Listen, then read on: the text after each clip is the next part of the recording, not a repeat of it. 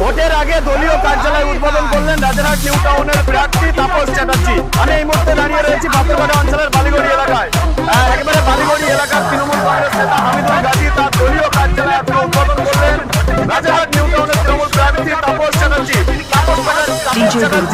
এসে তিনি বলেন যে হামিদুল গাজী যে কাজ করেছে আগামী দিন সাধারণ মানুষ উন্নয়ন পাবে এবং হামিদুল গাজী তার কর্মী সমর্থকদের নিয়ে আজকে এই দলীয় কার্যালয় উদ্বোধন করলেন। ভোটের আগে এই দলীয় কার্যালয় উদ্বোধনকে ঘিরে একেবারে এক প্রকার